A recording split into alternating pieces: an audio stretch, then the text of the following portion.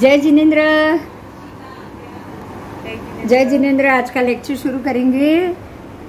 सातों नरक में रहे प्रतरों के नाम। अभी जो टॉपिक है वो ये है कि सातों नरक में कौन कौन से क्या क्या प्रतर है। नॉर्मली तो हम लोगों ने ये थोड़ा बहुत आगे देख लिया है, लेकिन फिर भी जैसे जैसे टॉपिक आएगा हम थोड़ा थोड़ा उसको भी देखते जाएंगे। ठीक है। क्रम से धम्मा वंशा उसके 13 प्रतर, ये तो सब हमने जान लिया। अब जो बाकी के जो प्रतर के जो नाम है, रत्न प्रभा के पहले प्रतर में मध्य दिशा विदिशा, जो भी सर्व पंक्तियों के सर्व मध्य में है वो है सीमंतक नरकावास। फिर दूसरे प्रतर पे रौरक, जो मध्य के नाम है ना, मध्य के ही नाम बताए हैं। 13 के 13 प्रतर के ऊपर जो मध्य की नरक है उसका नाम मैं बोल रही हूँ, सबके नाम बोल रही हूँ। एक रत्न प्रभा के जो 13 है उसके लाइन से नाम है सीमंतक, रौरक, भ्रांत, उद्भ्रांत, संभ्रांत, असंभ्रांत, विभ्रांत, तप्त, शीत, वक्रांत, अवक्रांत, विक्रांत और रौरुक। फिर दूसरी जो शर्करा प्रभा है उसके बराबर प्रतरों में जो मध्य में जो नरकावास है उसके 11 प्रतर और 11 नरकावास के मध्य के नाम है स्तनीद, स्तनक, मनक, वनक, घट, संघट, जीव, अपजीव, लोल, लोलावर्त और स्तन लोलुप। उसके बाद के जो तीसरी नारकी वालुका प्रभा के 9 प्रतर और उसके बराबर मध्य के नरकावास का नाम है तप्त, तपीत, तपन, तापन, निदाद, प्रज्वलित, उज्ज्वलित, संज्वलित और प्रसंज्वलित। चौथी पंख प्रभा के मध्य के नरकेंद्र का नाम है आर, तार, मार, वर्चस, तमक, खाड़खड़ और खड़खड़। पांचवी पंख प्रभा पृथ्वी के प्रतरों के नाम मध्य के नाम है खात, तम, भ्रम, अंध, अंधतम। ऐसे 5 प्रतर, 5 नरकावास। छठी के बराबर मध्य में 3 नरकावास है प्रतर है, उसमें हीम, वारदल और लल्लक। सातवीं जो है बराबर एक ही है मध्य में प्रतर, उसका नाम है अप्रतिष्ठान, ईशु।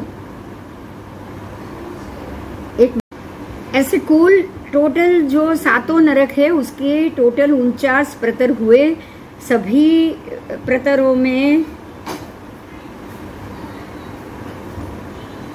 प्रथम पृथ्वी के प्रथम प्रतर के इंद्रक नरकावास के चारों तरफ और 4 जो नरकावास है प्रसिद्ध नरका, उसके नाम मैं बोल रही हूँ।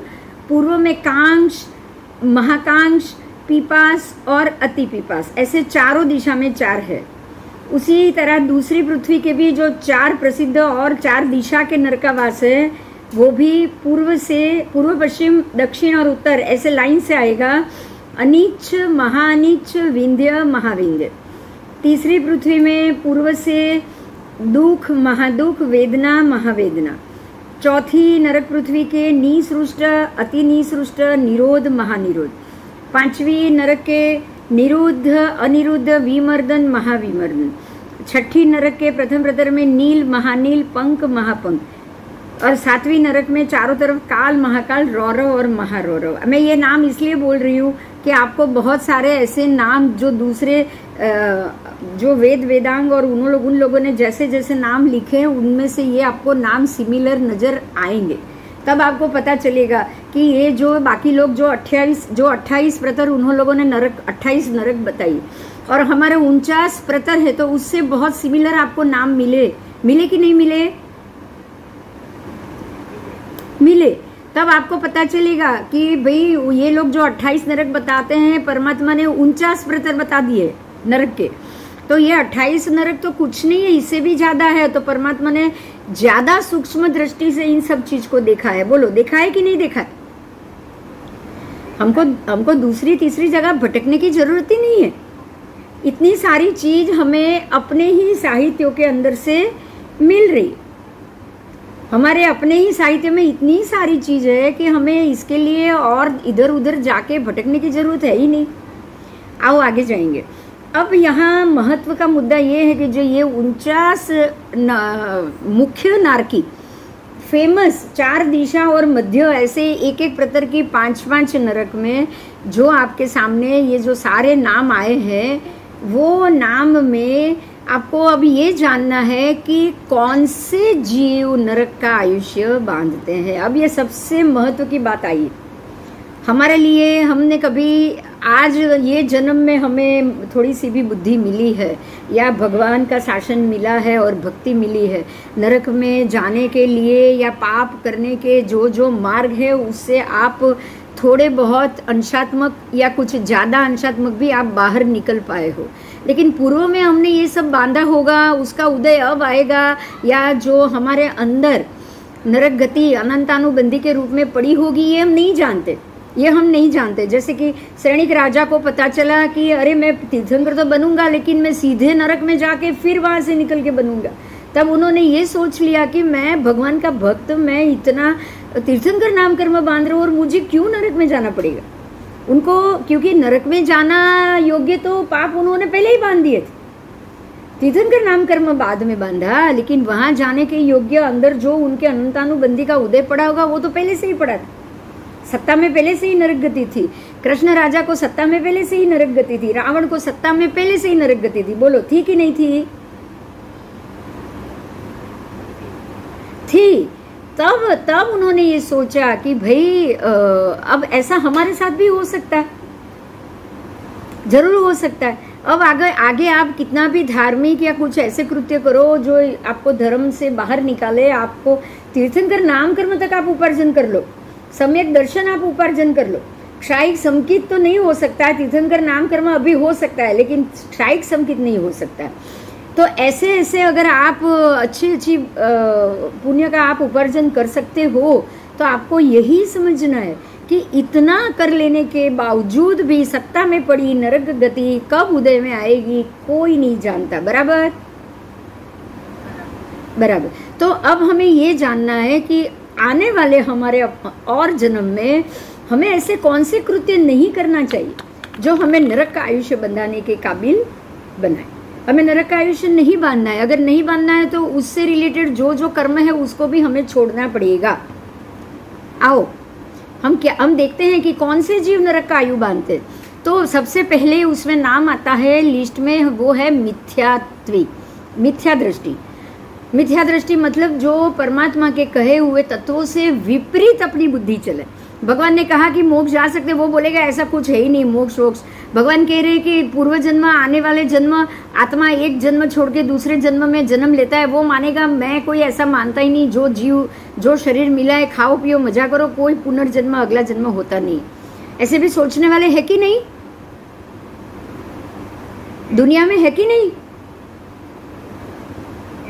है। तो ये मिथ्या दृष्टि जीव है, ये मिथ्या दृष्टि जीव। तो मिथ्यात्व का तो उदय होगा ही होगा। जब भी नरक में जाओगे मिथ्यात्व का के उदय के बगैर आप नरक में जाओगे ही नहीं। इसीलिए सम्यक दर्शन आके चला जाने वाला हो तो आप नरक जा सकते हो।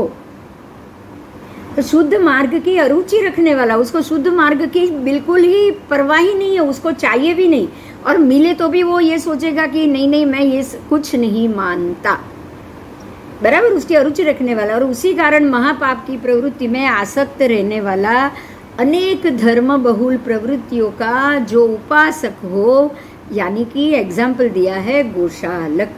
गोशालक भवि जीव है, भविष्य में मोक्ष जाने वाला है, लेकिन जो परमात्मा के समय उसने जो जो क्रिया की, जो जो उसकी पूरी लिस्ट है, वो उसको परमात्मा के विरुद्ध ले जाने वाली थी।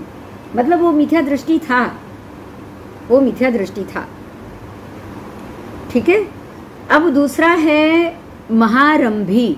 आरंभ समारंभ का मतलब ही है कि जीवों की हत्या हो, ऐसे व्यापार धंधा, ऐसे कार्य कि जिसमें जीवों के हिंसा ज़्यादा मात्रा में हो, अनेक जीवों की हानि जिसमें हो, अनेक जीवों की हानि, ऐसे कार्यों को आरंभ समारंभ के वाला कहा जाता है। जैसे कि भयंकर धंधे रोजगार, जैसे कि आप कसाई का काम है या कोई स्लॉटर का काम है या उसी कंपनी का काम है, आप स्लॉटर का काम नहीं कर रहे हो, आप कसाई का कोई काम नहीं कर रहे हो, लेकिन वो जो कंपनी जो उसके मशीन बनाती है उसके शेयर तो आप ले सकते हो कि नहीं ले सकते हो?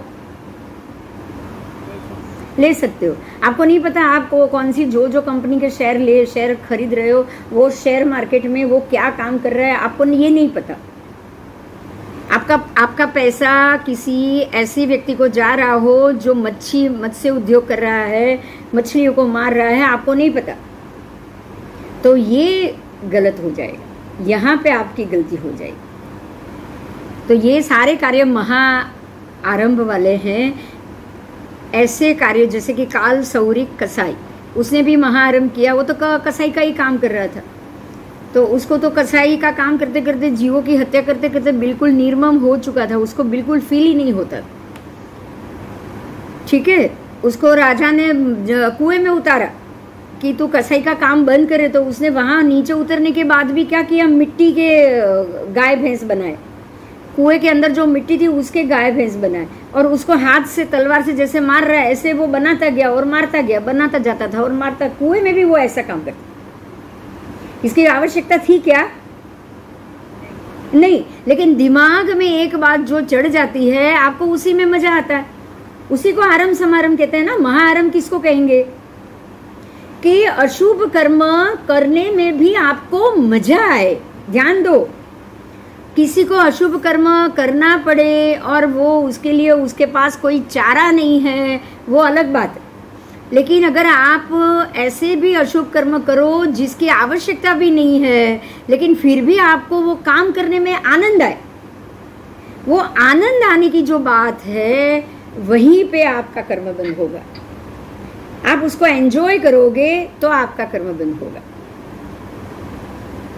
आपने कर्म भोगने की स्थिति में आया, कर्म चुपचाप शांति से भोग लिया और आप बाहर निकल गए, तो आपके ऊपर उतनी तीव्रता का वो लेशिया का कर्म बंध होगा भी नहीं। ध्यान रखिए, होगा ही नहीं। लेकिन आपने खुशी खुशी किया, जरूरत नहीं है फिर भी वो कर्म किया। जैसे काल सौरिक कसाई, वो तो जेल में अंदर कुएं में उतरा हुआ था, वहां तो कोई पाड़ा भैंस था भी नहीं, उसको क्या जरूरत थी मिट्टी के पाड़े बना बना के मारने की? बताओ, जरूरत थी क्या?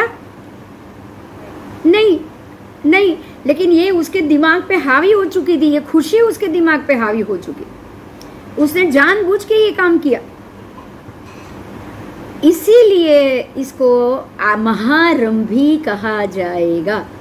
ठीक है, उसके बाद है महापरिग्रही। अब महापरिग्रह भी बहुत बुरा है। देखो, चींटियों को जरूरत नहीं है फिर भी अनाज उठा के वो चलती रहेगी, उतना उसको खाना भी नहीं है। खाना है क्या? नहीं। तो विपुल धन संपत्ति, स्त्री आदि महान परिग्रह रखने वाले, जिसकी आपको आवश्यकता ही नहीं है, आवश्यकता नहीं है उतना पैसा, उतने मकान, उतने घर, उतनी जमीन। जैसे कि मम्मन सेठ, अब उनको हीरे के सिंग बनाने वाला या सोने की बैल बनाने की जरूरत थी? नहीं जरूरत। बैल की जोड़ी हीरे की और सोने की बनाने की उनको जरूरत ही नहीं। ठीक है, वसुदेव, मंडलिक आदि राजा, सुभूम चक्रवर्ती, ब्रह्मदत्त चक्रवर्ती, ऐसे जो वासुदेव, जो वसुदेव, जो मंडलिक राजा, जो चक्रवर्ती नारकी में गए हैं, वो महापरिग्रह के कारण ही गए हैं। क्योंकि ऐसे पराक्रमी व्यक्ति पुण्य के आधार पे जो 3 खंड को जीते, ऐसे वासुदेव भी मरने के अंतिम समय में कुछ भी छोड़ नहीं सकते, छोटा सा भी परिग्रह का वो त्याग नहीं कर सकते। यही कारण है कि वो महाआरंभी, महापरिग्रही होने के कारण सीधे 7वीं नरक में वासुदेव जाते हैं। समझ में आया? वासुदेव, प्रति वासुदेव 7वीं नरकी में क्यों जाते, क्यों जाएंगे? वासुदेव को कभी भी मोक्ष नहीं है, प्रति वासुदेव को कभी भी मोक्ष नहीं है, नियमानार्की है, नियमानार्की। क्यों? क्योंकि वो अंतिम समय तक 3 जीत के बैठे हैं, तो और प्रति वासुदेव से प्रति क्षण लड़ाई चालू ही रहती है। यही कारण है कि वो अपने परिग्रह को छोड़ ही नहीं पाते। और ऐसे भी चक्रवर्ती है जैसे ब्रह्मदत्त चक्रवर्ती, जैसे सुभुम चक्रवर्ती, जिन्होंने परिग्रह का त्याग किया ही नहीं। 32 हजार रानी होने के बावजूद स्त्रियों का त्याग नहीं किया। हर एक चक्रवर्ती को 32 हजार रानियां मिलती। 1 मिनट में जरा फोन ले लूं, किसी का फोन आ रहा है, 1 मिनट। हाँ चलो, तो यहाँ हमें यही समझना है कि चक्रवर्ती बनने के बावजूद वो अपने परिग्रह का अगर किसी ने त्याग नहीं किया तो वो निश्चित रूप से अपने उसी भव में, आगामी भव के लिए वो नारकी का ही आयुष्य बांधेंगे। उसके बाद है तीव्र क्रोधी। तीव्र क्रोध, तीव्र गुस्सा, जो आप अपने दिमाग पे या अपनी सोच में काबू न रख पाओ और क्रोध के कारण बात बात में लड़ाई हो। दुर्वासा जैसे अत्यंत क्रोधी पुरुष जो और उसके बाद एक जो द्वैपायन ऋषि के जिनके श्राप के कारण श्राप दिया उन्होंने कि कृष्ण की द्वारिका को कि तेरी द्वारिका खत्म हो जाएगी, डूब जाएगी, जल समाधि ले लेगी या जल जाएगी। और दूसरे ही भव में वो ऐसे व्यंतर बने साधु के रूप में, द्वैपायन ऋषि ने श्राप दे दिया। और श्राप देने का भी यही कारण था कि जब वो ऋषि वहाँ से निकले तो सारे यादव के, जो भी यादव थे वो सारे मदिरा पी के बिल्कुल मग्न पड़े थे, बेहोश पड़े थे, और उन्होंने ऋषि की बिल्कुल आज्ञा स्वागता नहीं की। और इस कारण द्वैपायन ऋषि को बहुत गुस्सा आया, उन्होंने श्राप दे दिया।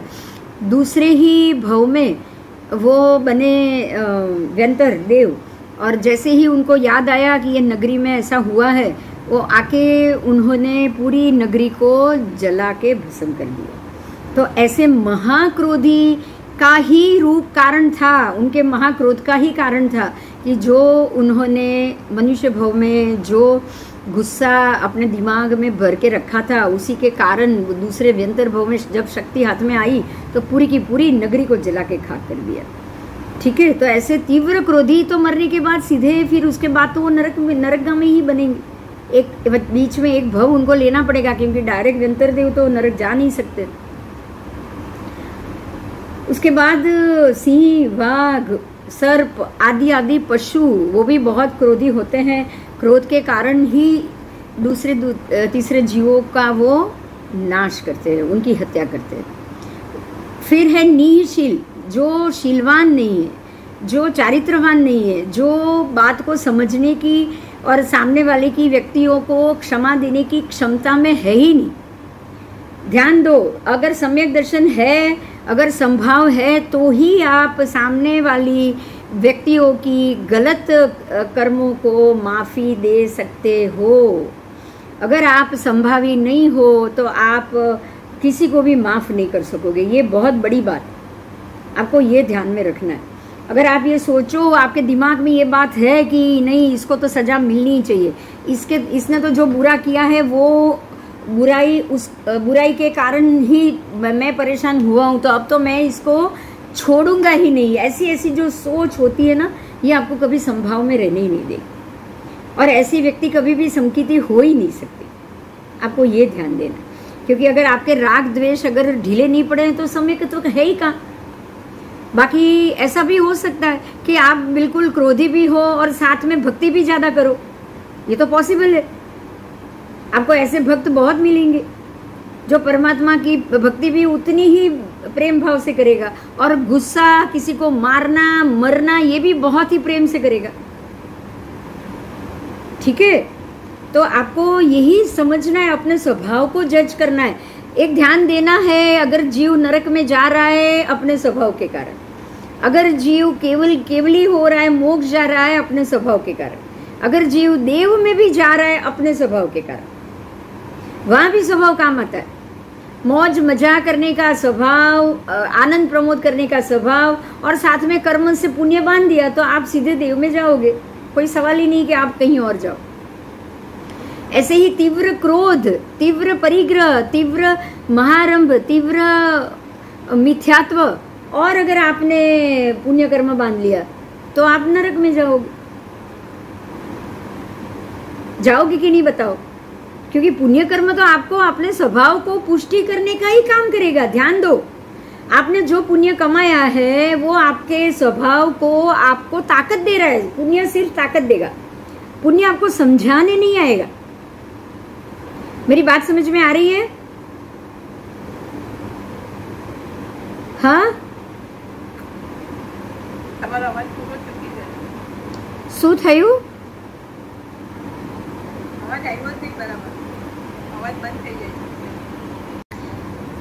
पुण्य कर्म एक माध्यम है जो आपके अति क्रोध को बढ़ावा देगा। अगर आप मिथ्यात्वी है तो उसको भी बढ़ावा देगा, अगर आप महारंभी है तो उसको भी बढ़ावा देगा। बोलो, देगा कि नहीं देगा? वो वासुदेव, प्रति वासुदेव सारे पिछले जन्म में पुण्य कर्म का बांधे हुए, पुण्य का किए हुए तप का नियाण करते हैं, तभी तो वो वासुदेव बनते हैं ना। हाँ, तो पुण्य कर्म एक माध्यम है, इतना याद रखो आप। स्वभाव से अगर आप अपने आप स्वभाव को अगर आप नहीं बदल पाए, आपने स्वभाव को नहीं बदला, तो आपको महारंभी या महाक्रोधी स्वभाव के कारण आप नरक में ही जाओगे। फिर चाहे कितना भी पुण्य ज़्यादा बांधो, ज़्यादा पुण्य बांध लिया तो 7वीं नरक में जाओगे, 6ठी नरक में जाओगे। अगर कम पुण्य बांधा है तो आप कम पाप करोगे। समझ में आ रहा है ये? क्योंकि जितना ज्यादा पुण्य उतनी ताकत ज्यादा, और आप तीव्र क्रोध उतनी ताकत से ज्यादा करोगे। ये गणित ही अलग है, ये आप ना समझ पाओ उतना गणित है, ऐसा गणित ये आपके समझ में भी नहीं आएगा।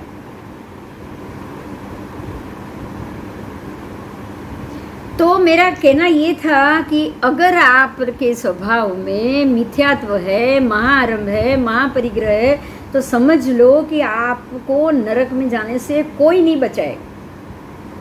और हाँ,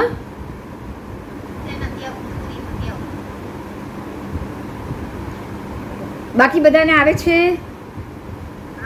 હા, તો કદાચ બધા જેને નથી આવતો ને એને ઘરના જ નેટના પ્રોબ્લેમમાં આવશે, બીજી મિનિટે આવવા માંડશે। ઓકે, नेट प्रॉब्लम જ છે, बाकी कहीं नहीं।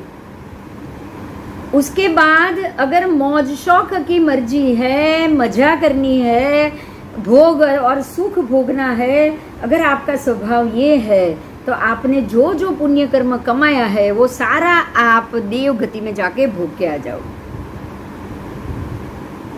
और दूसरा पुण्य कर्म, अगर किसी जीव को पीड़ा दे दी आपने, किसी जीव का आपके कारण असंख्य एकेंद्रिय का अगर राश हुआ है, उनका नाश हुआ है, तो आप तिरंज में जाओगे ही जाओगे।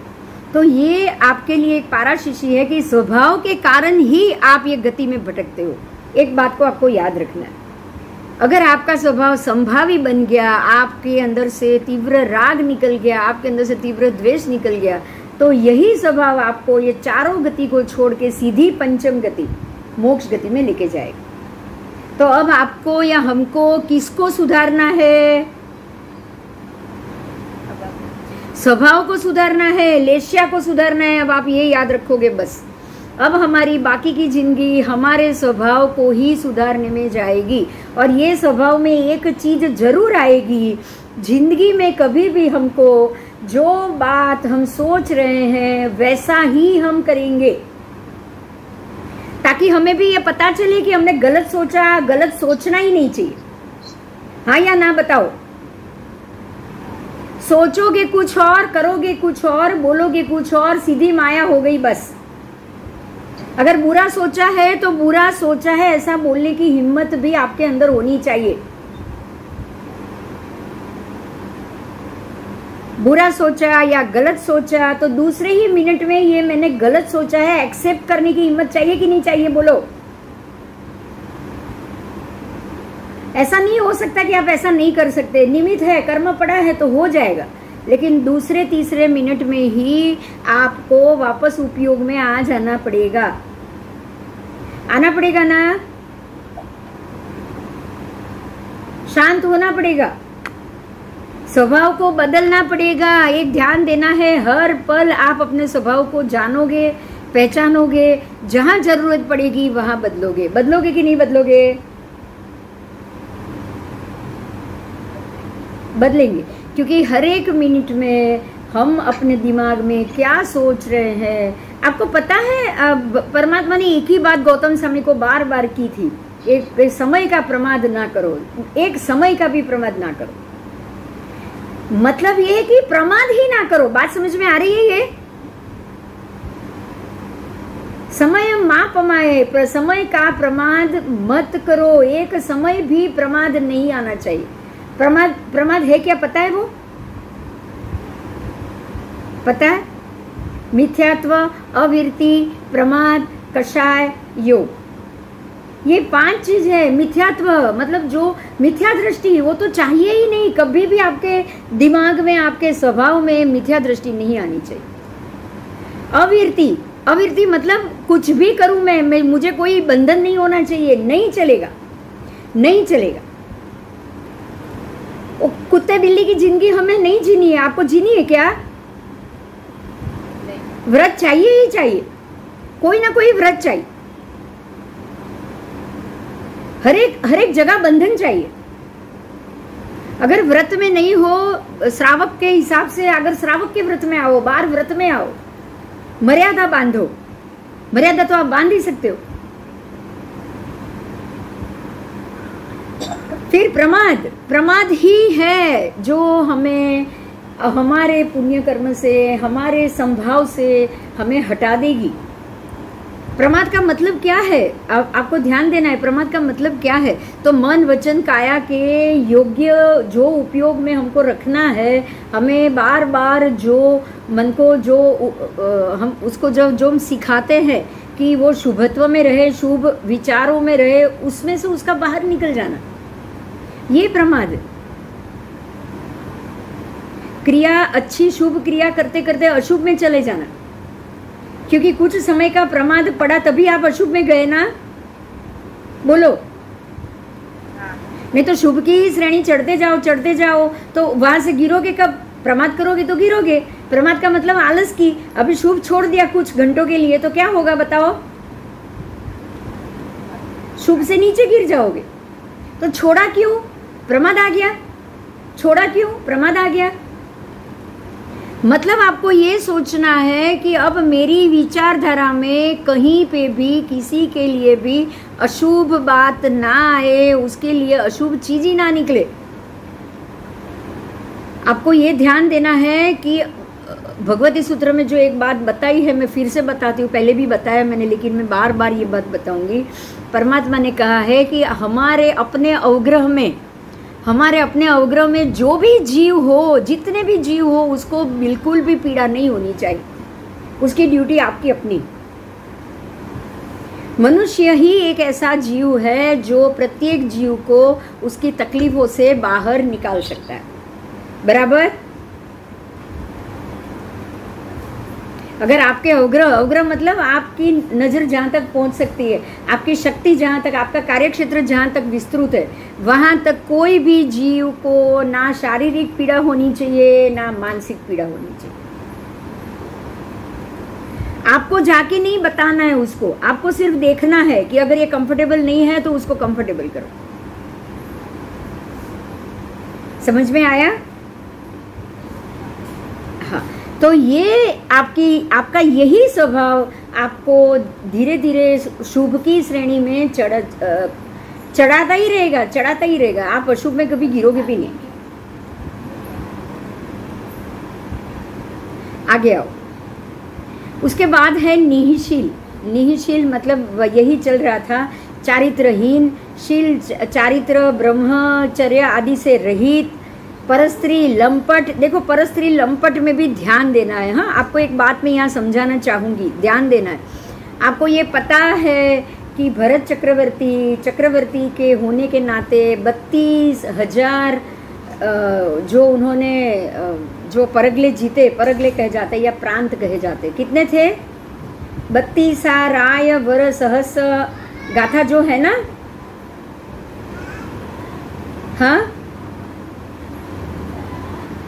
अजीत शांति की ये जो गाथा है ना, 32 राय वर सहस जुअर पैवण, जो भी ये गाथा है ना, आपको यहाँ ध्यान दो। 32,000 राजा के वो परगले को जीतते हैं और ये सभी राजा अपनी अपनी कन्या को भरत चक्रवर्ती को सौंपते हैं। यही कारण है कि उनकी 32,000 रानी बनती है। समझ में आया ये? चक्रवर्ती 32,000 शादी करने नहीं जाते, लेकिन 32,000 रानी उनको जरूर मिलती है। क्यों? क्योंकि जितने राज्य जीते वहां की कन्याओं का उनसे पाणी ग्रहण होता है। ऐसे ही वासुदेव को 16,000 रानी मिलेगी। कितनी मिलेगी? खंड 3 है, 6 खंड की 32,000 राजा हुए, तो 3 खंड के कितने हुए? 16,000 हुए। तो कृष्ण को, वासुदेव को कितनी मिलती है? हर एक वासुदेव को 16,000 कन्या मिलेगी, क्योंकि वो जो 3 खंड है, 3 खंड के 16,000 राज्य होते हैं और हर एक राज्य की एक एक कन्या को जीतने वाले वासुदेव को ब्याही जाती है।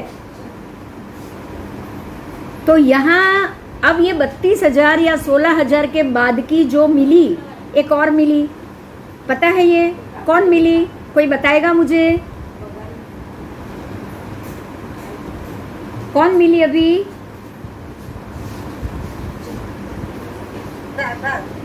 हाँ, भरत राजा ने नहीं नहीं नहीं नहीं, वो तो नहीं, वो तो भरत राजा को, मैं खाली भरत राजा की बात नहीं कर रही हूँ, प्रत्येक चक्रवर्ती, प्रत्येक वासुदेव की बात कर रही हूँ। ना ना ना ना ना ना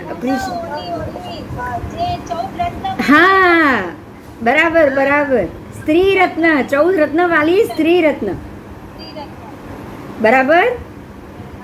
हाँ, क्यों? ये 14 रत्नों के जो स्वामी है उसको ही मिलनी थी, इसके लिए यहाँ कृष्ण राजा को या कोई भी वासुदेव और चक्रवर्ती को एक स्त्री रत्न मिलता है और उसी स्त्री रत्न का उनको अतिरिक्त स्त्री के रूप में वो प्राप्त होता है। तो अब ये समझ में आया कि ये जो मिल रही है इसमें एक भी स्त्री परस्त्री नहीं कही जाएगी। ये समझ में आया? मतलब ये होता है, देखो यहाँ ध्यान देना है, कर्म के अधीन भी अगर कोई स्त्री आपके पास आती है, कर्म के अधीन, तो वो भी परस्त्री नहीं है। देखो भरत राजा को सुनंदा सुमंगला 2 क्यों मिली? एक ही मिलनी थी ना? नहीं, गलत है, सुनंदा सुमंगला ऋषभ देव को मिली है। भरत राजा को तो ब्राह्मी सुंदरी थी। सुनंदा सुमंगला किसको मिली? ऋषभ देव राजा को मिली, ऋषभ देव भगवान को मिली। तो ये कर्मवश मिली ना, कर्मवश मिली, तो ये भी परस्त्री नहीं है, गलत नहीं है। तो आपको यही पे इस बात को समझना है। ऐसे ही भरत राजा को भी 2 मिली थी, ब्राह्मी सुंदरी। ये भी कुदरत से, मतलब कर्म के वश से ये मिली। तो ऐसे ऐसे जो स्त्री अतिरिक्त कर्मवश आपके पास आती है और उस स्त्री का आप बिल्कुल उसी ढंग से लालन पालन करोगे जो अपनी जीवन भर की मूड़ी समझ के, तो वो आपके लिए परस्त्री नहीं कहलाती। आपको ये समझना है कि कोई कर्मवश अगर कोई स्त्री आपके पास, या स्त्री पुरुष भी हो सकता है उससे उल्टा, क्योंकि वी जाति में ही ये परस्त्री पर पुरुष गमन आता है। तो अगर ऐसा कुछ भी सामने आया और ये संजोग या कर्म चुकाने की बात हुई और ये संबंध अगर आप जिम्मेदारी से बिल्कुल, देखो यहाँ ध्यान दो, यहाँ शब्द लिखा है लंपट, परस्त्री लंपट। लंपट शब्द अलग है और परस्त्री से संबंध जोड़ना पड़ा तो कर्मवश अगर आप वो संबंध बांध रहे हो, वो चीज अलग, ठीक है। तो लंपट होना, लोलुप होना, और अगर आपने कोई संबंध बांधा है तो ये समझ लेना कि ये आपका चारित्र खंडन हुआ है और उस कारण से बिल्कुल निडर होकर आपने चारित्र खंडन कर लिया और आपको उसके लिए बिल्कुल पश्चाताप भी नहीं है, तो ये समझ लो कि ये नरक गति के लिए ही आपको कर्म बंद हो रहा है। समझ में आया? कोई प्रश्न है?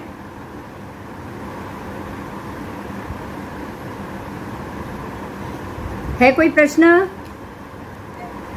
ऐसे संबंध जब बनते हो तब आपको देखना है कि व्यक्ति डर रही है या बिल्कुल बेधड़क रिलेशन रख रही है।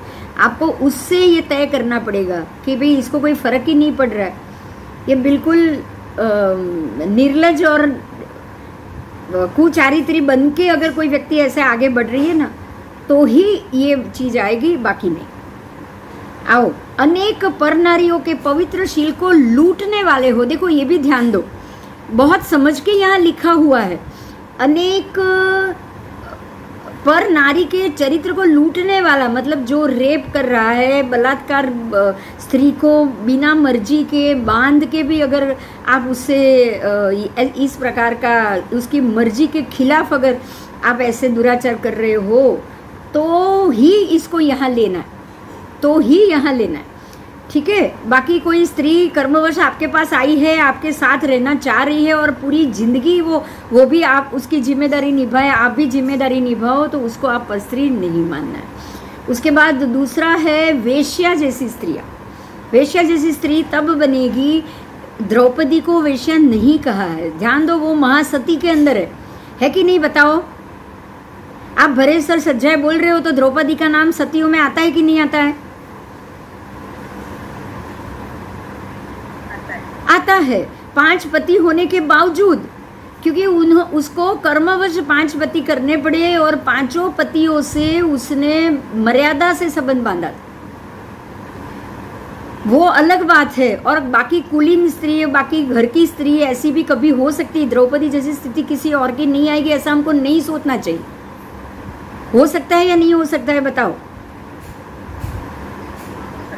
हो सकता है, हो सकता है। तो आपको ये चीज पे बहुत भार देना है कि कभी क्यों, इसलिए देखिए कृष्ण राधा, मैं एक और एग्जांपल देती हूँ। राधा दूसरे की पत्नी थी, उसके पति का नाम भी है कृष्ण से, वो 11 साल जितनी बड़ी थी, लेकिन फिर भी दोनों के प्रेम को मंदिर में मूर्ति के साथ पूजा की जाती है या नहीं की जाती? की जाती है। अगर आप दूसरे की पत्नी से प्रेम करोगे तो दुराचार होगा कि नहीं होगा? तो कृष्ण ने दूसरे की पत्नी से प्रेम किया, राधा ने अपने पति के अलावा किसी और से प्रेम किया, लेकिन प्रेम करने के बाद पूरी जिंदगी शिद्दत से निभाया भी है। बोलो, निभाया कि नहीं निभाया? निभाया, निभाया। वो ऐसा नहीं है कि आज एक को प्रेम किया, कल दूसरे को प्रेम किया, परसों तीसरे को प्रेम किया, 1 साल के बाद कोई और के साथ शादी ब्याह रचाया, या फिर एक वेश्या जैसा धंधा किया, बिजनेस किया। समझ में आ रहा है? ये दोनों में फर्क समझ में आ रहा है? आओ, उनके यहाँ गमन करने वाले ऐसे पुरुष, अगर वेश्या जैसी स्त्री हो तो वहां बार बार जाना और दुराचार, मतलब उसका भी फायदा उठाना, तो ये चारित्रहीन होता है। यहाँ गमन करने वाले पुरुष आदि प्रमुखों का निहीशील नीचारित्र्य में समावेश हो जाता है, ऐसी स्त्रियों का भी उसमें समावेश हो जाता है। चलो अब आगे जाएंगे, मैं आगे बोलूंगी। दूसरा, पाप रुचि। पाप में जिसको रुचि है, पुण्य के कार्य में जो प्रेम ही ना हो, जिसको पुण्य कार्य करने में जरा भी प्रेम ना हो, जो पाप को पाप समझते ही ना हो और पाप करने में बिल्कुल बिंदास, बिल्कुल कुछ भी सोचे बगैर पाप की प्रवृत्ति करते हो, किसी और के पुण्य कार्य को देखकर जिसको जलन आती हो, ऐसे धर्म के कार्य उसको सुनना भी पसंद ना आए, देखना भी पसंद ना आए, और अगर कोई कर रहा है तो उसको रोकने की वो कोशिश करता हो, और जहाँ जहाँ जो भी पाप क्रिया हो रही है उसमें वो बिल्कुल निठल्ले बन के मशगूल होके काम करे। ठीक है? उसके लिए तो कोई उदाहरण होते नहीं है, ऐसे तो बहुत लोग मिलते हैं। ये सारे पाप में रुचि रखने वाले जीव नरकगामी बनेंगे। उसके बाद रौद्र परिणामी, मतलब बहुत ही रौद्र परिणाम वाले जीव, जैसे कि सांप कैसे मारता है लोगों को, अजगर कैसे लोगों को मारता है आपको पता होगा, बिल्ली कैसे छिपकली, कैसे किसी भी वो वांदा या वो उड़ते हुए मच्छर को पकड़ के सीधी निकल जाती है। बिल्ली कैसे, तंदुल या मत्स्य कैसे सोच के बिल्ली भी मारती है चूहे को नाखून और दांत से। ऐसे ही सर्प, ऐसे ही सिंह, वाघ, ये सारे नरक में ही जाएंगे। नरक से ही आए हैं, नरक में ही जाएंगे। ठीक है। तंदुल या मत्स्य जो किसी को मार नहीं रहा है, लेकिन बड़े बड़े मत्स्य जो सबको मार रहे हैं, खा रहे हैं, उनको देख के वो खुश हो रहा है। तो ऐसे तथा मनुष्य जो सारे दिन दिमाग में अशुभ ही सोचता रहता है कि मैं कैसे ज्यादा कमाऊं, कैसे चमड़े का व्यापार में से मैं ज्यादा कमाऊं, कैसे ज्यादा जीव को मार के यहाँ लाऊं, कैसे उनके चमड़े में ज्यादा उतारूं और धंधा करूं, ये ज्यादा सोचता रहता है। ये अशुभ विचारधारा उसके दिमाग में जिसके चलती ही रहेगी। ये सारे रौद्र परिणामी है। कैसे हैं? रौद्र परिणामी, अनेकों का अहित करते हैं, ऐसा सोचने वाला। घोर प्राणीवध और मांसाहार करते हैं, घोर प्राणीवध। आज KFC चलाने वाले सारे वही सोचते हैं कि जितने ज्यादा लोग आए उतने ज्यादा मुर्गे और ये सबका ज्यादा व्यवहार हो, वो दिन ब दिन कैसे व्यापार ज्यादा बढ़े वही सोचेंगे। तो ये उनकी विचारधारा कैसी होगी? शुभ होगी या अशुभ होगी? बोलो, अशुभ ही होगी ना? हाँ, अशुभ ही होगी। तो ऐसा सोचने वाला, अनेकों का अहित करने वाला, घोर प्राणीवध, मांसाहार करने वाले को रौद्र परिणामी कहा जाता है। फिर ऐसे जीव अशुभ परिणति के योग से, ये सारे जो मैंने अभी आज ये एपिसोड में हमने नाम जाने हैं, वो सब अति क्रूर और दुर्ध्यान में ही प्रविष्ट होके मरेंगे। आप ध्यान देना, अति क्रूर दुर्ध्यान में प्रविष्ट होंगे और उसी में वो नरक का आयु बांधेंगे। बराबर मैं याद दिलाऊं, ऐसे ही श्रेणीक राजा ने दुर्ध्यान में अति क्रूर बनके वो मृग का शिकार किया और ये सोचा कि गर्भवती हरिणी थी, ये बोले कि मैंने एक तीर से 2 शिकार किया। वो बहुत ही दुर्ध्यान में होके वो अति क्रूरता से खुश हुए थे कि नहीं हुए थे? यही कारण था उनका नरक जाने का। नरक में जाने वाले थे, इसीलिए ऐसा कर्म भी उन्होंने किया। अब ये समझ में आ रहा है? आपके कर्म ऐसे पड़े हो अंदर, आपके सत्ता में नरक गति पड़ी होगी, तो वो आपसे दुर्ध्यान में ऐसे कृत्य करवाएगा ही करवाएगा। करवाएगा कि नहीं? करवाएगा ही। और नरक में उत्पन्न होते हैं, यही कारण है। अब एक बात पे सोचो जरा, रावण जैसा प्रति वासुदेव जो ऑलरेडी तीर्थंकर नाम कर्म बांध चुका है, तीसरे भाव में तीर्थंकर बनने वाला है, सम्यक दृष्टि तो है ही, वो है कि नहीं? है। अब ऐसा जीव सीता का हरण करेगा? स्त्री लोलुप बनेगा? नहीं बनेगा। किसी की स्त्री को उठाना या जबरदस्ती उसको अपने महल में रोकना संभावी है, समदृष्टि है, सम्यक दृष्टि हो चुका है वो। लेकिन दुर्ध्यान आया तो उसने अति क्रूरता में स्त्री को उठाया कि नहीं उठाया? उठाया। क्यों? नरक में जाना है तो नरक में जाने योग्य कार्य भी करना पड़ेगा। प्रति वासुदेव नाम कर्म बांधा है तो वासुदेव की पत्नी को उठाना भी पड़ेगा, उठाना ही पड़ेगा। ठीक है।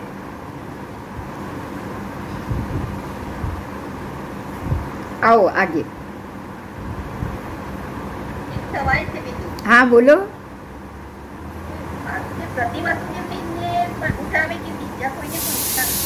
प्रति वासुदेव ऐसा रावण की बात है। अगर रावण की बात पूछ रहे हो कॉमन में, तो प्रति वासुदेव को वासुदेव की कोई ना कोई चीज को उठानी होती है। देखो होता क्या है पता है? वासुदेव 3 खंड जीतता कौन है? प्रति वासुदेव। ध्यान रखो ये बात पे, 3 खंड पे शासन प्रति वासुदेव का होता है और उसको मार के वो तीनों खंड वासुदेव ले लेगा।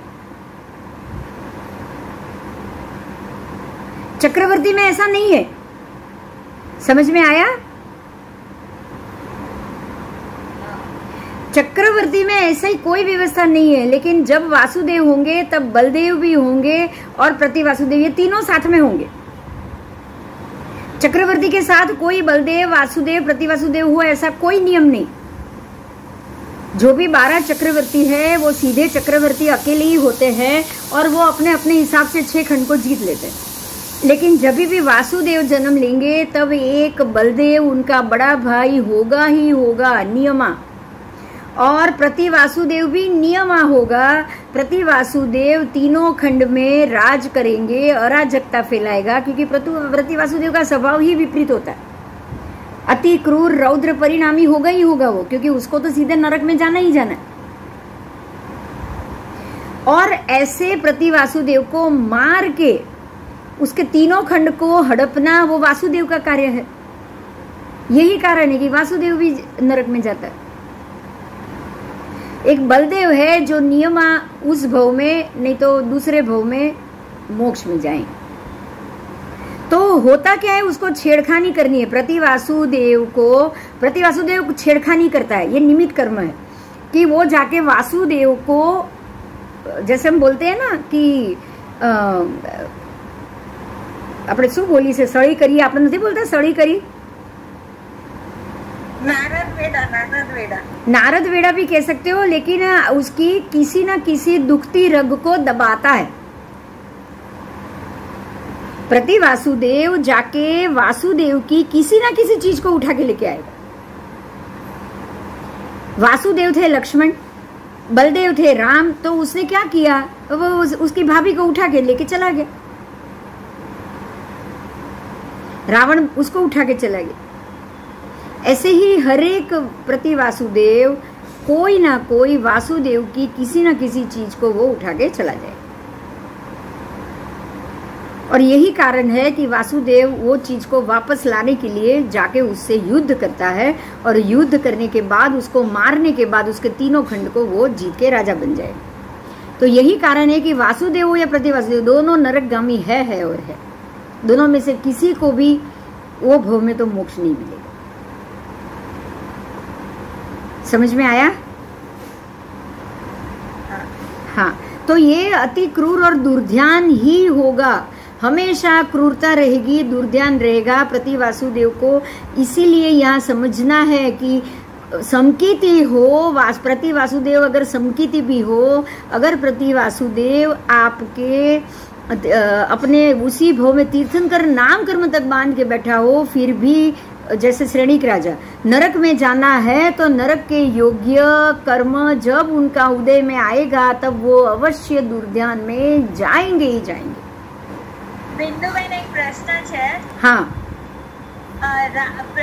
रावण प्रति वासुदेव હતો અને લક્ષ્મણ પણ પ્રતિ વાસુદેવ હતો। લક્ષ્મણ વાસુદેવ तो राम શું હતા? राम बलदेव। लक्ष्मण हमेशा वासुदेव बलदेव दोनों भाई होते। अच्छा, राम बलदेव હતા। हाँ, ओके। और दोनों भाई होते हैं, दोनों के पिता एक ही होते हैं, माता अलग होती है हर एक वासुदेव बलदेव में। अच्छा, એટલે કૃષ્ણ ભગવાન અને એના ઓલા ભાઈ એટલે બલદેવ। हाँ, वो बलदेव, और दोनों की माँ अलग, पिता एक ही। એટલે કૃષ્ણ ભગવાન મોક્ષમાં ગયા અને બલદેવ, કૃષ્ણ ભગવાન નરકમાં ગયા અને બલદેવ મોક્ષમાં ગયા। बलदेव मोक्ष में गया, राइट। अच्छा अच्छा, ठीक है। ऐसे ही राम और लक्ष्मण दोनों की माता अलग, पिता एक। ऐसे हर एक वासुदेव में ये मिलेगा। ठीक है,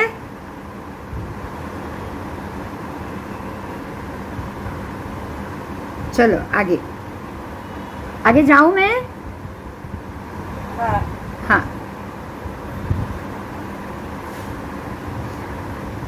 अति क्रूर और दुर्ध्यान में प्रविष्ट होके ही अशुभ कर्म नरकायुष्य बंधता है। आपको ये ध्यान रखना है, कभी भी बिना दुर्ध्यान, बिना क्रूरता आपको नरकायु नहीं बंधेगा। और अगर नरकायु बांधा है तो आपको वो भव में ये कर्म, सत्ता में अगर नरकायु पड़ा है तो आपका ध्यान निमित्त कारण बन के दुर्ध्यान में जाएगा ही जाएगा। ठीक है, ये याद रखना है। दुख और दुखी होके कष्ट में मरते हैं, अहोनिश दुख में डूबे नारकों को अमुक अमुक काल छोड़ के नरक में निमिष मात्र भी सुख का समय नहीं मिलता। दुख की परंपरा की श्रेणी सतत चालू रहती है। फिर सुख कब होता है वो अभी हम देखेंगे। गोशालक प्रभु महावीर को बड़ी पीड़ा करने वाला, गोशालक भी नरक में गया। क्यों गया? उसने भगवान महावीर को बड़ी पीड़ा दी। भगवान को उसने ऐसी पीड़ा, मृत्यु तुल्य कष्ट दिया। मारने के लिए ही तेजोलेशा छोड़ी थी उसने भगवान को। स्वमत स्थापित करने के लिए स्वयं झूठा बन के भगवान को असर्वज्ञ और झूठा उसने कहा। और ये बिल्कुल अति क्रूरता से उसने परमात्मा के ऊपर तेजोलेशा छोड़ी थी, उसको भगवान को मारने के लिए। ये अति क्रूर हुआ कि नहीं हुआ? वो तो नरक में ही जाएगा। फिर ये महाचंडाल भगवान वीर के समय में ही हुआ। ये अभी भी एक महाचंडाल की बात की है, जो काल सौरिक कसाई था उसकी बात की है। भगवान वीर के ही समय में हुआ था, जो रोज 500 भैंसों को रोज मारता था। बड़ी बड़ी मिले, कारखाने, जंगल के व्यापारी, मांस मटन के व्यापारी सारे ये कोटि में आ जाएंगे। KFC चिकन चलाने वाले, ऐसे धंधा करने वाले। और आपको एक चीज ध्यान देना है, एक बात आप हमेशा याद रखोगे, संसार कभी भी नाश नहीं होने वाला। संसार में से अभवी जीव कभी भी नहीं जाने वाले। तो ये योनि से ये योनि में, ये योनि में ये जीव ने मारा तो वो सामने दूसरी योनि में, जैसे हमने परमाधामी नरक के जीवों का अदला बदली देखा ना, ऐसे ही ऐसे ये तिर्यंच को मारने वाले, काटने वाले, या तो फिर वो मनुष्य बाद में वही तिर्यंच बनेंगे, जो तिर्यंच कटे वही वापस मनुष्य बनेंगे। और ये हमेशा रहने वाला है।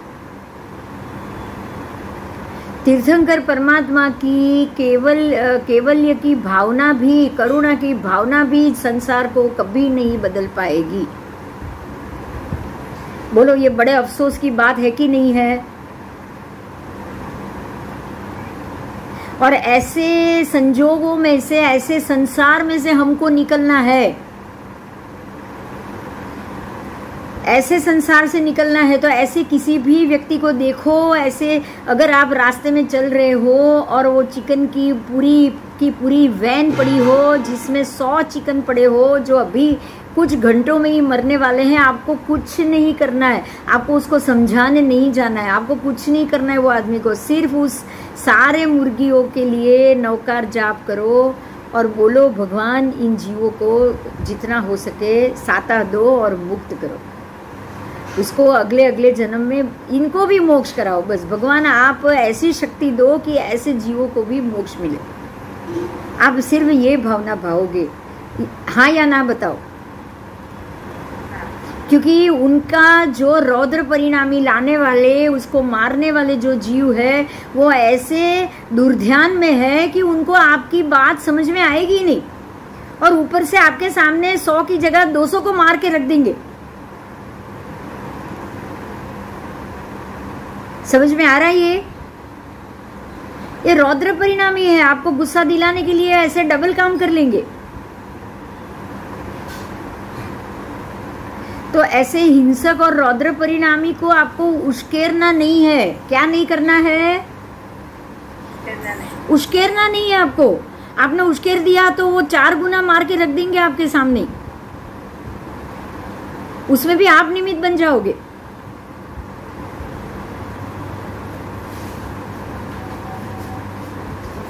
ऐसे अब आपको पता चल चुका है, ऐसे काम करने वाले, ऐसे व्यापार करने वाले, ऐसे क्रूर और निर्दयी जीव नरकगामी है। नरक से बाहर निकलेंगे, वही करेंगे काम, वापस वही तिर्यंच में जाएंगे, वही सिंह और अजगर बनेंगे, नोच खाएंगे सबको, वापस वो ऐसे ही काम मनुष्य बनेंगे। तो यही रुद्र रौद्र परिणामी अति क्रूर काम करेंगे। अब ये आपकी बात क्या दिमाग में घुसेगी उनके?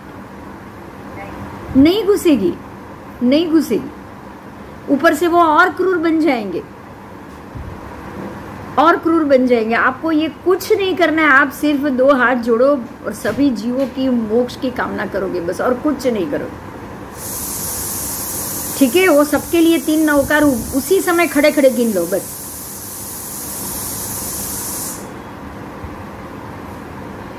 शुभम चक्रवर्ती परिग्रह की प्रमाण अतीत आसक्ति से 6 खंड के उपरांत 7वें खंड को साधने के लिए गए थे। चक्रवर्ती थे, शुभम थे, बिल्कुल मिथ्यात्वी थे, वो उसी भव में नरक में जाने वाले थे। तो 6 खंड को तो उन्होंने जीता, अब वो 7वें खंड को भी मैं जीतने जाऊंगा। और ये उसको साधने का भी प्रयत्न किया उन्होंने, और मर के वो 7वीं नरक में उत्पन्न हुए। तो उसको भी परिग्रह के प्रमाणातीत, मतलब परिग्रह से ज्यादा मांगा ना उन्होंने। उनको 6 ही खंड मिलना है, अब वो 7वें खंड को जीतने जाएंगे तो क्या होगा बोलो? अपरिग्रही तो हुए ना। हाँ, चलो अभी आगे जाएंगे। पापियों को सजा भुगतने का स्थान 7वें नरक को माना गया है। मतलब ये है कि अगर पाप किया है और सजा भोगनी है, उसका समय आ चुका है, तो वो जीव कहाँ जाएगा? नरक में जाएगा। 7 नरक में, अलग अलग नरक में अलग अलग पाप के लिए आप जाओगे। तो जीव के द्वारा किए गए अतिशय भयानक पाप कर्मों की सजा भुगतने के लिए ईश्वर ने, माने यानी कि कर्म सत्ता ने, हमारे यहाँ ईश्वर नहीं है, हमारे यहाँ ईश्वर ही कर्म सत्ता है, क्योंकि भगवान जो सिद्ध हो चुके हैं, सिद्ध भगवंत नहीं आते। तो नियति को, आप कर्म सत्ता को ही आप महत्व दोगे, आप किसी और को नहीं दोगे। उसने जो स्थान नक्की किया है उस स्थान का नाम है नरक। ये अधोलोक में क्रमशः विस्तृत बढ़ते बढ़ते बढ़ते बढ़ते बढ़ते ये आकार में धीरे धीरे बढ़ते बढ़ते 7 नरक एकदम विस्तृत हो जाती है। और उसमें पापी जीव अपने किए हुए पापों की सजा भोगने के लिए दुख का अनुभव ही करता है। और ये नरक जाने के लिए उल्टे किए हुए एक छत्र के समान है, मतलब एक कटोरा जैसा है। आप उल्टा छत्र रखो, मतलब कि एक कटोरा हो गया। तो एक कटोरे के आकार का वो 7 नरक का आकार है। आप उसको उल्टा रखा हुआ छाता कह सकते हो। ये छत्राती छत्र कहाँ कैसे कहोगे? एक छत्र के ऊपर दूसरा छत्र, छत्रातीत छत्र हुआ, हाँ या ना? एक छत्र के ऊपर दूसरा, दूसरे के ऊपर तीसरा, तीसरे के ऊपर चौथा, तो 7 छत्री हो गई, तो छत्राती छत्र हुआ ना। वो आकार में उसको कहा जाता है छत्राती छत्राकार। ये शब्द याद रखना। हमारे यहाँ परमात्मा ने कहा है कि संसार की ये सारी बड़ी बड़ी चीज, ईशद प्रागबरा जो मोक्ष की पृथ्वी है, वो भी सिद्धशिला, मतलब सिद्धशिला, वो भी छत्र आकार में है। फिर 7 नरक छत्र आकार में है। जम्बू द्वीप भी छत्र आकार है। सब आकाश के जो मंडल है वो भी छत्राकार है। सब चीज आपको छत्राकार ही मिलेगी।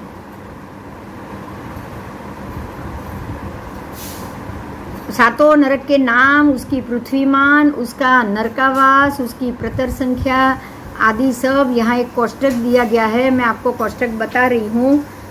आपको दिख रहा है कि नहीं? आपको सिर्फ ये बोलना है। दिख रहा है आपको कोष्टक? हाँ, आओ आओ। नरक के गोत्र के नाम बताए हैं। 7 के गोत्र के नाम रत्न, शर्करा, वालुका, पंख, धूम और तमस्तम। ये उसके 7 गोत्र हो गए। उसके बाद पृथ्वी, नरक पृथ्वी के नाम बताए गए हैं। फिर धम्मा, वंशा, शैला, अंजना, रिष्टा, मघा, मागवती। फिर 7 नरक के पृथ्वी पिंड है वो 1 लाख, पहले का 1,80,000, 1,32,000, 1,28,000, 1,20,000, 1,18,000, 1,16,000, 1,08,000। इस प्रकार से 7 की योजन में नाप बताए गए। अब नरकावासों के पृथ्वी पिंड, मतलब कि ये तो है, लेकिन सबके ऊपर नीचे के 1,000 छोड़ के बाकी के मध्य को उसको नरकावास के पृथ्वी पिंड मानना है। 13 प्रतर का कुल माप रत्न प्रभा में 1 प्रतर 39,000 योजन का, फिर शर्करा प्रभा का 1 प्रतर 33,000 योजन, फिर वालुका प्रभा का 1 प्रतर 27,000 योजन, पंख प्रभा का 1 प्रतर 21,000, धूम प्रभा का 15,000, तमः प्रभा का 9,000 और तमस्तम का 3,000 योजन का है। ठीक है, प्रतर के सिवाय बाकी का जो भाग है, अब प्रतर का माइनस करने के बाद 1,39,000 रत्न प्रभा का, 97,000 शर्करा प्रभा का, 99,000 वालुका प्रभा का, 97,000 पंख प्रभा का, 1,01,000 धूम प्रभा का, 1,05,000 तमः प्रभा का और 1,03,000 तमस्तम प्रभा का हुआ। बराबर। अब एक न्यून प्रतर है, प्रतर कितने?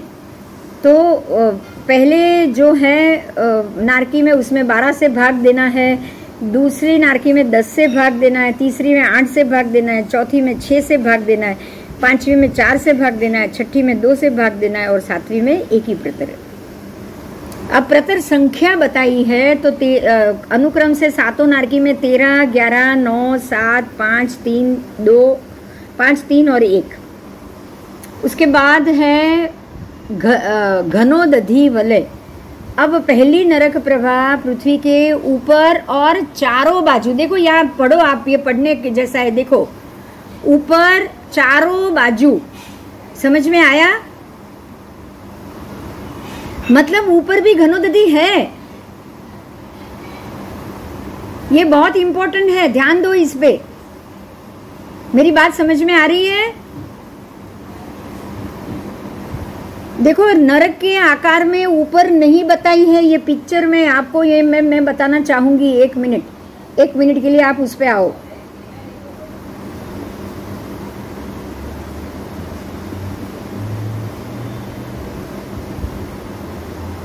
समझ में आ रहा है?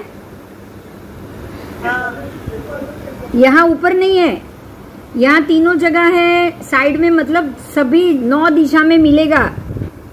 कहाँ नहीं मिलेगा? देखो ये देखो, सब जगह है कि नहीं? है कि नहीं? घनोदधि, घनवात, तन्वात है कि नहीं? वो देखो तीनों हाँ। और अवकाश अंतर ऊपर है कुछ भी? तो ये नहीं है, ये गलत है, ये डिजाइन गलत है। क्यों गलत है? क्योंकि आपने अभी अभी जाना कि ऊपर भी है। आओ मैं फिर से आपको वो बताती हूँ। ये दोनों चीज अलग हो गई, मतलब ये पिक्चर गलत बनाया है। ऊपर चारों बाजू, पढ़ रहे हो आप? हाँ। ऊपर चारों बाजू घनोदधि वलय, ऊपर चारों बाजू घनवत वलय, ऊपर चारों बाजू तन्वत वलय। मतलब क्या है कि ऊपर भी है, चारों बाजू भी है और अपने आप नीचे भी आ जाएगा। तो 6 योजन रत्न प्रभा के, 6 योजन शर्करा में, ये क्या है? घनोदधि। ये अलग अलग हो सकती है। तो रत्न प्रभा में 6 योजन घनोदधि, 4.5 योजन घनवात और 1.5 योजन तन्वात। समझ में आया? ये ऊपर और चारों बाजू है।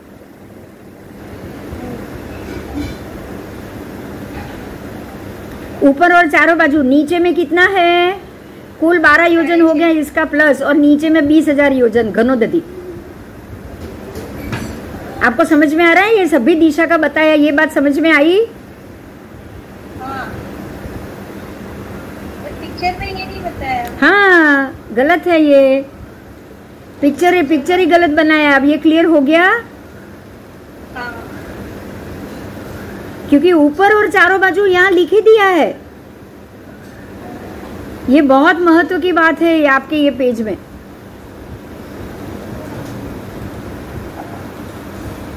बोलो कोई प्रश्न है कि मैं आगे जाऊं? एक न्यून प्रतरे શું લખ્યું છે? શું? એક ન્यून પ્રતરે એટલે શું? ક્યાં લખ્યું છે એવું? આમાં ક્યાં લખ્યું છે? મને તો નહીં મળ્યું. કયો પેજ નંબર બોલ? તમે જે કરાવો છો ના આમાં ક્યાં એક ન્યૂન 10 से भाग देना 10 से भागना અચ્છા, એ તો બોલી ગઈ આગળ. એ નહીં, આ મુદ્દામાં કઈ પ્રશ્ન છે? એ તો बोली गई આગળ. एक न्यून प्रतर प्रतर 12 से भागना है, मतलब जो टोटल है उसको 12 से भागोगे ना तो आपको ये प्रतर के बीच की जगह मिलेगी. ये जो 1,78,000 का पिंड है ना, उसमें 13 प्रतर से भागना है और एक एक प्रतर का हर एक न्यून प्रतर करते जाओगे तो 12 से भागना है.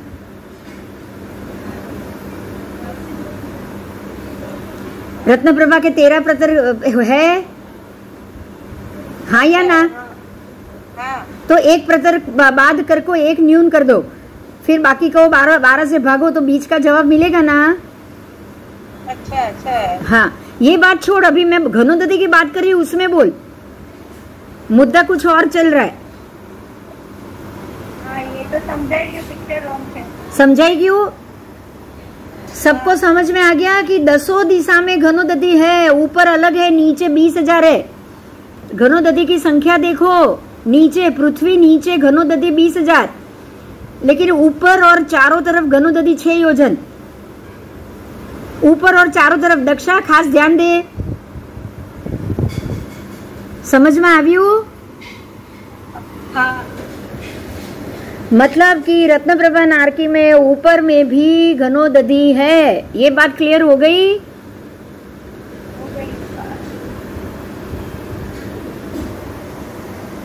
चलो आगे. तो ये घनोदधि हुई, फिर घनवात, फिर तन्वात, और सब इसी प्रकार से आगे आएंगे. तो 6.5 योजन. अब शर्करा प्रभा की जो ऊपर और चारों बाजू घनोदधि है वो 6.5 1/3 योजन, 4 1/3 योजन है वो घनवात है, 1 और 7/12 योजन है वो तन्वात है, और कुल 12 योजन भाग जितने 12.5 योजन भाग जितने में टोटल ये घनोदधि घनवात तन्वात आ गया. नीचे के भाग में 20,000 योजन, असंख्य योजन में घनवात तन्वात. ठीक है, मैं ऐसे ही सबके बोल रही हूँ. तीसरी नरक के 5 योजन 2/3 भाग घनोदधि, 1 योजन 2/3 भाग घनवात, और 13 योजन 1/3 भाग तन्वात. फिर चौथी नरक पृथ्वी की 7 योजन घनोदधि, 5 योजन 1/4 भाग घनवात, और 1 योजन 1/3 भाग तन्वात, और 14 योजन टोटल. ठीक है. फिर पांचवी में 7 योजन 1/3 योजन जितना घनवात, 5 योजन 1 आधा भाग अधिक तन्वात, अरे घनवात, और 1 योजन 5 से 6 भाग तन्वात. टोटल 14 योजन 2/3 भाग.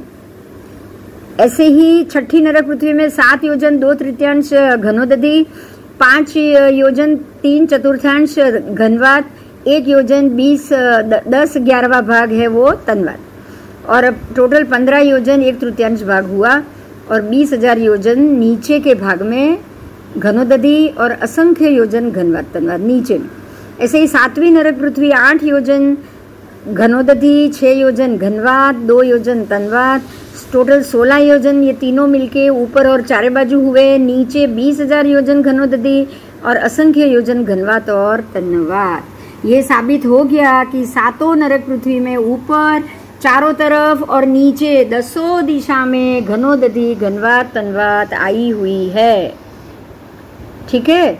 अब आओ, इसमें दूसरा जो पुष्पवकीर्ण नरकावास है वो तो आगे भी देख लिए थे नंबर, तो वो तो आपको हर एक नारकी में मैंने बताया था, वो आपको वहीं से जरूर मिल जाएगा. उसके बाद है टोटल नरकावास पंक्तिबद्ध, वो भी आपको ये पता है कि कितने हैं. और टोटल नरकावास में बोल जाती हूँ 30 लाख पहली नरक में, 25 लाख दूसरी नरक में, 15 लाख तीसरी नरक में, 10 लाख चौथी नरक में, फिर 3 लाख 5वीं नरक में, 99,995 छठी नरक में, और 5 7वीं नरक. बराबर इस प्रकार से आपकी 7 नरक पृथ्वी का वर्णन हो गया. और ये आपको बृहत संग्रहणी, प्रज्ञापना सूत्र, बृहत संग्रहणी, क्षेत्र समास संग्रहणी गाथा में से ये सारा मिलेगा, लिया गया हुआ है. चलो, कोई प्रश्न है? नहीं. बोलो, कोई प्रश्न है आगे? अभी एक और नरक का ही टॉपिक है, वो हम ख़त्म कर लेंगे, फिर आगे दूसरा जो है उसके बाद चमरेंद्र की स्टोरी आएगी, वो हम अगले क्लास में देखेंगे। लेकिन अभी जो नरक का ये पूरा पेज है वो मैं करा लेती हूँ। करा लूँ ना? हाँ चलेगा। हाँ हाँ। कौन से जीव कौन सी नरक तक जा सकते हैं, ये बहुत महत्व की बात है कि कौन से जीव कौन सी नरक तक जा सकते हैं। तो यहाँ आप हमें ये लेना है कि उत्कृष्ट से कौन सी नरक तक कौन से जीव जा सकते हैं। असंगनी जो बिल्कुल मन रहित है, जो समूर्छिम है, जो कुछ 48 मिनट के लिए ही जन्म लेते हैं और मर जाते हैं, ऐसे सारे सभी जीवों में असमूर्छिम तो होते ही होते हैं। वो सारे असंगनी पंचेंद्रिय तिर्यंच नरक के योग्य अध्यवसाय को प्राप्त करके नरक में जाए तो अवश्य पहली नरक में ही जाएंगे। असंगनी जीव सिर्फ पहली नरक में ही जा सकते हैं, उसके आगे की नरक में वो जाएंगे ही नहीं, क्योंकि उन्होंने कोई भी पाप मन से नहीं किया हुआ इसके लिए। उसमें भी वहाँ से वो उत्कृष्ट से पल्योपम के असंख्यात वे भाग के आयुष्य को लेकर जगन्य से 10,000 वर्ष के आयुष्य में ही उत्पन्न होंगे, जो पहली नारकी का जो है आयु वो। और प्रथम नरक में न्यून आयुष्य लेकर उत्पन्न होते होते पूर्व भव में नरकायु के बंध के समय अधिक क्रूर अध्यवसाय उनके नहीं होते हैं, इसलिए वे अल्प दुख के स्थान में ही उत्पन्न होंगे। ठीक है, तो असंगनी समूर्छिम पंचेंद्रिय पहली नरक में ही उत्पन्न होगा, दूसरी तीसरी नरक में वो कभी भी, आगे की बाकी के नरक में वो कभी नहीं जाएगी। इसके बाद दूसरे गर्भज भूज परिसर।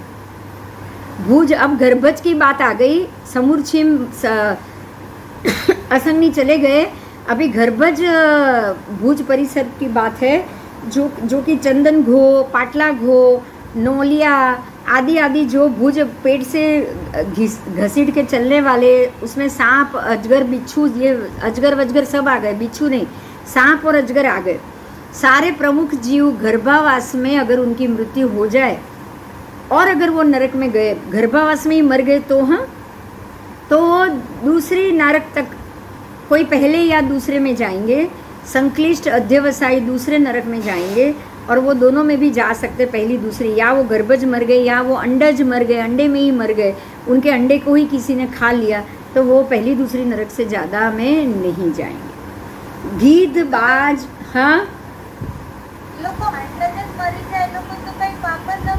फिर भी हाँ हाँ, क्योंकि पाप नहीं किया ऐसा नहीं है। माँ उसकी, जब भी वो अंडज में होते हैं, माँ के गर्भ में होते हैं, तो माँ ने जो खाया वो ही उन्होंने खाया कि नहीं खाया? हाँ, वो तो खाया, पर हाँ, थोड़ी जो मिला वो खाना पड़ता। अरे आपको नहीं पता, गर्भ का जीव, संगनी पंचेंद्रिय जीव गर्भ में ही रह के बड़े बड़े युद्ध करता है और सातवीं नारकी बांधता है। पेट में? हाँ, पेट में ही, पेट में ही। उसको पूर्व जन्म तो पता ही होता है, पूर्व जन्म किसी भी बच्चे को 6 महीने तक जरूर याद रहता है। आपको पता है नागकेतु ने जन्मते ही 8 तप किया था? हाँ, सुना है। क्यों? पूर्व का ज्ञान था, पूर्व का ज्ञान था, तो वो जल के मर गया, 8 चालू था और वो मर गया, तो जैसे ही जन्म ले लिया उसने 8 चालू कर दिया। तो गर्भ में भी उसको पता ही है ना कि अगर गर्भ के बाद मालूम है तो गर्भ में ही उसको पूर्व जन्म तो याद है ही। हाँ। तो 7वीं नारकी बांधता है गर्भज जीव, गर्भज शिशु, संगनी पंचेंद्रिय। मतलब 6 महीने तक बच्चे को पता रहता है उसका पूर्व हाँ, क्या होता है। हाँ हाँ, पता होता है सभी बच्चों को, सभी बच्चों को, सभी बच्चों को। तभी वो कभी हंसता है, रोता है, अपने आप रोने लग जाता है, अपने आप हंसता है, अपने आप हंसता है, अपने आप रोता है। अकेले बैठे बैठे वो बच्चे अपने वही सोचेगा ना, अपना पूर्व जन्म सोचेगा, अगर दुख मिला तो रोएगा, सुख मिला तो हंसेगा। हाँ चलो ठीक है। तो ऐसे ही गर्भज जो भुज परिसर, तो ये तो जो अंडज में पेट में गर्भ में मर गए, लेकिन अगर वो मान लो कि वो गर्भ में नहीं, वो कोई अजगर मरा, सर्प मरा, पाटला घो मरा, जो भुज परिसर, ऊर परिसर जो पेट से घिस के चलने वाले, नोलिया, सर्प, अगर ये सब मर गए ना, जैसे गिरोली, ये सब अगर गिरोली बनने के बाद कितने जीवों को मारने के बाद अगर वो मर रहे हैं ना, तो वो कहाँ उत्पन्न हो सकते हैं पता है आपको? वो 1 से लेके 5 नरक तक उत्पन्न हो सकते हैं।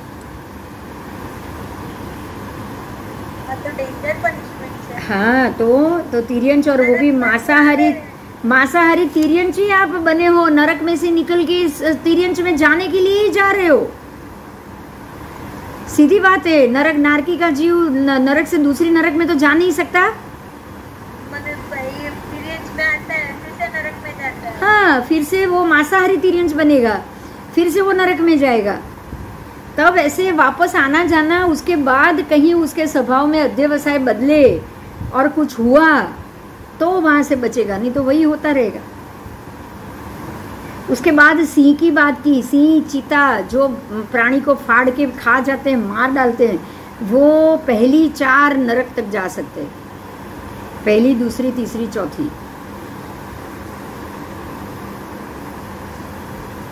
महाआरंभी अत्यंत कामातुर, कितनी भी स्त्रियों को भोगने वाला, भोग के तृप्त नहीं होने वाला, अत्यंत कामातुर, ऐसा कोई चक्रवर्ती, ऐसा कोई प्रति वासुदेव, स्त्री रत्ना आदि, स्त्री रत्न भी, जो स्त्री रत्न है वो अत्यंत कामातुर है।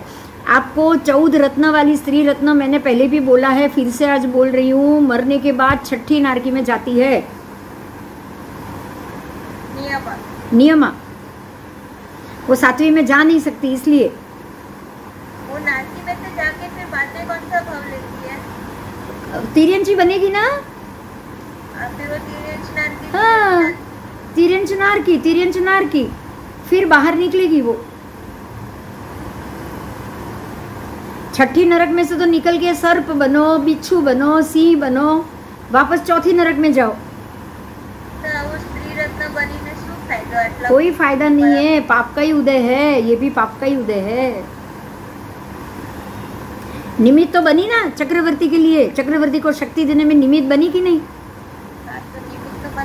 चक्रवर्ती पाप कर रहा है। जैसे हम बोल रहे हैं ना कि कसाई खाना या स्लॉटर का शेयर मार्केट में से शेयर को इन्वेस्ट किया, तो निमित्त बने कि नहीं आप उसके धंधे को? बन गए। फिर तो चक्रवर्ती को निमित्त बनी ये स्त्री रत्न शक्ति देने के लिए। चक्रवर्ती ने और संहार किया। शक्ति पाके चक्रवर्ती करेगा क्या? संहार ही करेगा। और यदि वो चक्रवर्ती मोक्ष में चला जाता है तीर्थंकर बन के, तो भी ये नियमा उसी में जाएगी ना? स्त्री तो वहीं पे जाएगी, स्त्री रत्न तो नियमा नरक में ही जाएगी। उसके भाव नहीं बदलते? नहीं, उसके भाव नहीं बदलते। उसका भाव निरंतर रूप से, उसका भाव उसको शक्ति देने में लिए कामातुर रहता है। कब चक्रवर्ती आए और कब मैं उसको भोग करा के उसको तृप्त करूं, कब उसको मैं शक्तिशाली बनाऊं। उल्टा होता है। सामान्य स्त्री का भोग करके किसी भी पुरुष को थकान लगेगी, स्त्री रत्न को भोगने के बाद सारी थकान उतर जाती।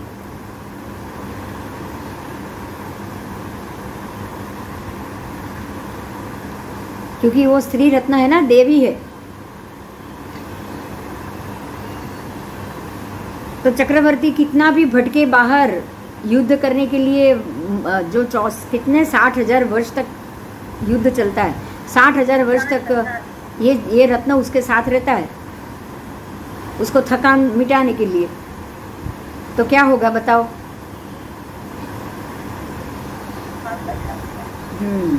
आओ आगे।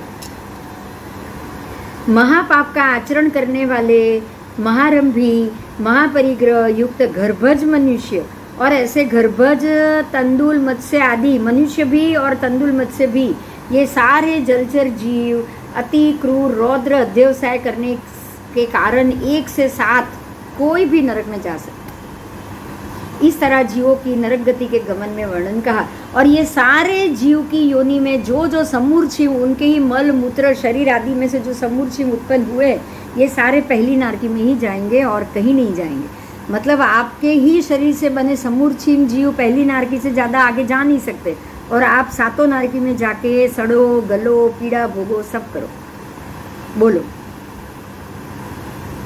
कैसा है ये, देख लिया? बिंदु में एक और प्रश्न है। हाँ जो स्त्री रत्न के साथ चक्रवर्ती भोग करता है तो उसमें समुच्चय मनुष्य की उत्पत्ति नहीं होती होगी ना? होगी ना, चक्रवर्ती का तो शरीर है ही, उसका तो उससे तो जो भी वीर्य और सब जो निकलेगा उसमें तो पंचेंद्रिय जीव होंगे ही होंगे। तो वो भी इसी तरह नारकी में जाएंगे? वो नहीं जाएंगे। क्यों पता है? उसके अध्यवसाय में ये सिर्फ देखो, मैंने पहले भी बोला है, कर्मवश आप किसी को भी भोगो कोई दोष नहीं लगता है। हाँ, कर्मवश भोगा जाता है। कर्मवश भोगना है, लोलुपता से नहीं भोगना है, लालच से नहीं भोगना है, लंपट बन के नहीं भोगना है।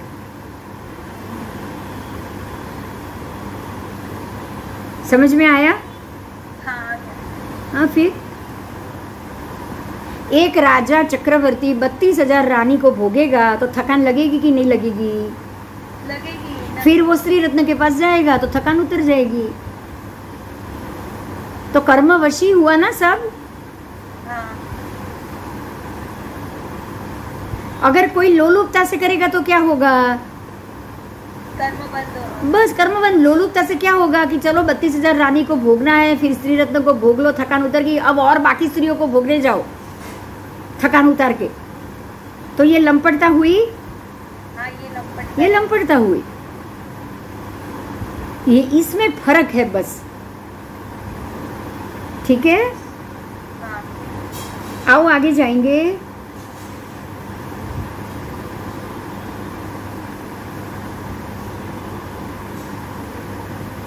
जगन्य से रत्न प्रभा के प्रथर प्रथर में उत्पन्न होते हैं। मध्यम गति से सोचे तो जो गति का नियम है उस गति में रत्न प्रभा के प्रथम प्रथर से आगे किसी भी प्रतर में ये उत्पन्न हो सकते हैं। चलो, अब समूर्छी मनुष्य तो अपर्याप्त अवस्था में ही मृत्यु हो जाते हैं, इसलिए नरक गति का अभाव होने से असंगी पद से मात्र तिर्यंची अपेक्षित है। पापिनी स्त्री चाहे जितने भी कुकर्म करे, परंतु जाति स्वभाव से पुरुष को जो 7वें नार की प्रायोगिक क्रूर अध्यवसाय होते हैं वैसे तो उसे होते ही नहीं, जिससे स्त्री की अपेक्षा पुरुष का मन अधिक संक्लिष्ट हो सकता है, ये सिद्ध होता है। मतलब कि पुरुष 7वीं नारकी में जा सकता है, स्त्री कभी भी 7वीं नारकी में नहीं जाएगी। ये सारा क्षेत्र लोक प्रकाश और उसमें से लिया गया है। चलो, अभी ये आपका ये खत्म हो गया। अब अगला जो भी करेंगे हम अगले क्लास में करेंगे, ठीक है? ओके। हाँ। तो अभी अगला क्लास देखते हैं। कल तो होगा नहीं, कल तो आपका ये, और परसों भी पूनम है, चैत्री पूनम है, देखेंगे कैसे क्लास होता है। ठीक है? अगले नेक्स्ट वीक में मेरे 2-3 दिन वैकेशन होगा। हम लोग उज्जैन जा रहे हैं 2-3 दिन के लिए। 2 दिन उज्जैन में जाएगा, 1 दिन ट्रेन में जाएगा, तो वो 3 दिन तो क्लास होगा ही नहीं। तो देखते हैं, अगर ये वीक में अगर एक क्लास मिल गया तो मैं ले लूँ। अगले वीक में ना? हाँ, ले लीजिएगा। इसी वीक में। अभी देखो आज कौन सा दिन है? आज गुरुवार है ना, तो शुक्र नहीं शनिवार को हो सके तो ले लेंगे। शनिवार ना नहीं हो, क्योंकि पालिताना हुई दादानगर पर। अच्छा, चैत्री पूनम में देख लेंगे। चलो, अगर अवेलेबल होगा शाम का तो मैं देख लेती हूँ, नहीं तो फिर नेक्स्ट वीक, क्योंकि नेक्स्ट वीक में 2-3 दिन पड़ेंगे, इसलिए आप પછી તમે 3 દિવસ પડે તો એમાં પાછળથી તમે કવર અપ થાય તો કરાવી લેજો। सार चलो देखते हैं। चल ठीक है। हाँ ठीक है। चलो अभी रखे तो ના હવે અત્યારના પરમ દિવસે પછી આ ના પડે। ચૈત્રી પૂનમ બી છે ને, આ બી નથી। હવે કોકને ક્યાંક ને ક્યાંક જવાનું હોય, પૂનમ છે એટલે એ બધું જે પણ આવશે એ। ઓકે, ચાલો આપણે જોઈ લઈએ હવે પરમ દિવસે જોઈ લઈએ। ચાલો અત્યારે જય जिनेन्द्र।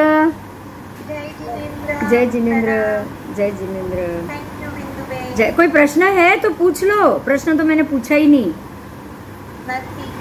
किसी को भी कोई प्रश्न नहीं है? नहीं है ना? पर्सनल बात करनी चाहिए, तबने कॉल કરીને ओके। चलो, हाँ चलो, आज सब हाजिर है, 5 के 5। बहुत अच्छा लगा। Thank you. All the best. बहुत अच्छा लगा। Yes thank you. અને મારી જોડે દક્ષા અને આ પણ કાશ્મીરા બંને છે। હા, ઉજ્જૈન। હા, અમે 3 જણા છીએ। હા, તો ત્યાં મજા જ મજા છે 3 દિવસ। કંટાળીને 3 દિવસ મજા જ છે અને જઈએ છીએ પણ કર્કવૃત્ત પર डोंगला कर्कवृत्त मतलब हमारा जो हमारे ये हिसाब से जो अभ्यंतर मंडला है ना, अभ्यंतर मंडला आकाश में उसका स्थान है ये, वहाँ जा रहे हैं। अभ्यंतर मंडल बराबर उसके ऊपर है, तो वहाँ पे जा रहे हैं। तो चलो बहुत अच्छी बात है, कुछ अपने आगम पाठ और उसका भी थोड़ा सा नॉलेज और ये सब मिलेगा वहाँ से। ठीक है, नहीं कुछ ऐसा करेंगे, अगर फ्री हुए और ऐसे ही चर्चा हुई तो मैं पहले से बोल दूंगी, ऑनलाइन ले लेंगे, ऐसे ही लेक्चर हुआ तो, नहीं तो रिकॉर्डिंग करके मैं रखूंगी, आप लोग उसको सुनना। हाँ, अगर हम लोग कुछ समझने बैठे ना तो उसको भी मैं रिकॉर्डिंग कर लूंगी। ठीक है, वो अच्छा रहेगा। ठीक है, हाँ चलो, तो मैं लूज नहीं करूँगी। जरूर जरूर जरूर, चलो बाय, जय जिनेन्द्र, जय जी।